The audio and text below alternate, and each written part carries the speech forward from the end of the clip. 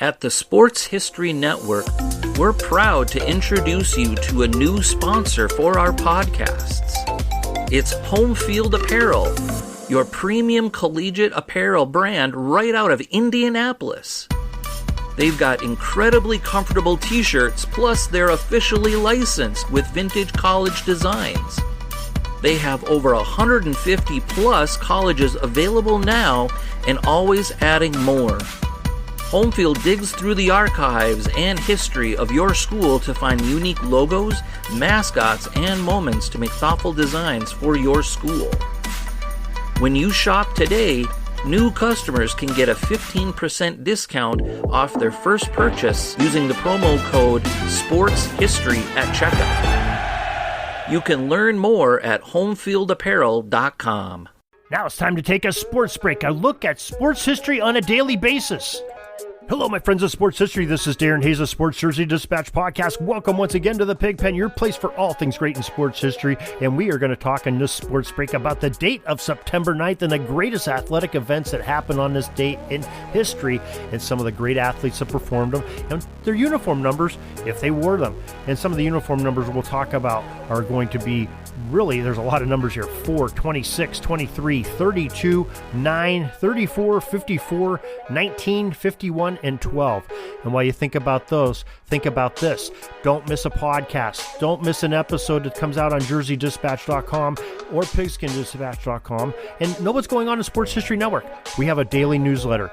Real easy to sign up for. You only have to need 2 pieces of information. It's your name and your email address, and we'll do the rest. You'll have an email every morning about 6:30 a.m. Eastern Time, and everything that's going on all those sites, all of our podcasts, as well as Orville Mulligan, our great sports audio drama from the 1920s, which I think you'll greatly enjoy that. Sign up at the link that's in the show notes of this podcast, or on PigskinDispatch.com or JerseyDispatch.com, and look for the columns there, the advertisement for signing up for email. Now let's get to your September 9th history. In 1914 on this date, Boston Braves' George Davis threw a no-hitter against the Philadelphia Phillies and earned a 7-0 victory for the Phillies. For the Braves. September 9th, 1945, the great Jimmy Fox, who wore number 4, hit his 534th and final, sadly, home run of his career. A great number there to have 534 back in 1945. September 9th, 1948, Brooklyn Dodgers' Rex Barney, who wore number 26, he threw a no-hitter against the New York Giants for a 2-0 victory for the Dodgers. And September 9th, 1955, Don Zimmer. Yes, Don Zimmer played baseball, not just a manager, wore number 23 with the Dodgers back in 1955. He hit the 4,000th Dodger organization home run on that date, September 9th, 1955.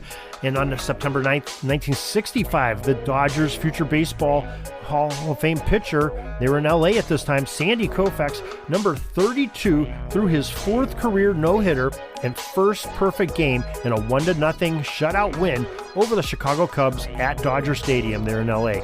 September 9th, 1971, the National Hockey League's great player, Gordie Howe, wearing number 9, well, he retired for the first time in his career.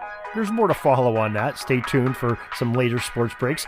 And after 25 seasons with the Detroit Red Wings, don't worry, there's more. September 9th, 1987, Major League Baseball pitcher Nolan Ryan, number 34, struck out his 4,500th batter. 4,500 batters he struck out. Quite a milestone accomplishment there. September 9th, 1988, the Atlanta Braves, Bruce Sutter, wearing number 42, joined Raleigh Fingers, number 34, most later in his career, and Goose Gossage, number 54, on the list of pitchers in Major League Baseball who saved at least 300 Major League games or more. September 9th, 1992, Major League Baseball player Robin Yount, number 19, is the 17th to reach 3,000 hits. September 9th, 2002, pitcher Randy Johnson, the big unit, number 51, reached 300 strikeouts for the 5th consecutive season, extending his Major League record. Now, September 9th, 2021, Tom Brady is in the news as he became the first player in National Football League history to start 300 regular season games as he guided the Tampa Bay Buccaneers to an opening day 31-29 win at the Dallas Cowboys. Of course, Tom Brady, number 12, still playing. Might be playing in 2041 if he goes the way he is and stays as youthful as he is with his great diet and exercise plan and really takes care of himself. So that is our Sports Break history. Thank you for joining us once again today. We hope you'll join us each and every day here on the Sports Jersey Dispatch podcast. In the meantime, you want more sports history? Well, go to sportshistorynetwork.com. We have over 30 different podcasters bringing you great podcasts in all genres of sports, all eras, and it's always green and evergreen. Always good to listen to. Never expires like milk. Also, go to pigskindispatch.com for all your latest and greatest football history news, and we try to cover that each day. Something new comes out every day from pigskindispatch.com. Till tomorrow, everybody, have a great sports history day.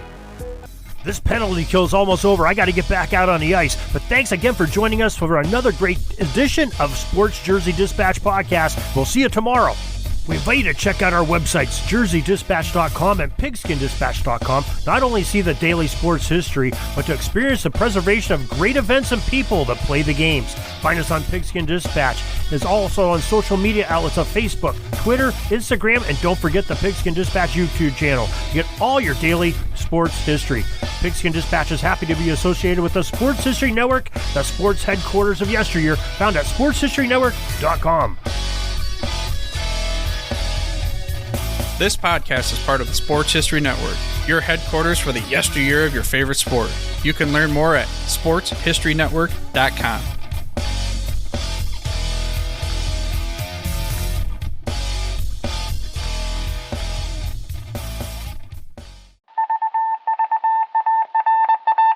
It was just another ordinary day in the offices of the Pittsburgh Guardian newspaper circa 1924. But for Marla Delft, assistant editor, everything was about to change.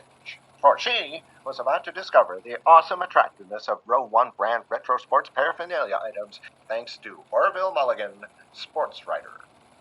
And there it is.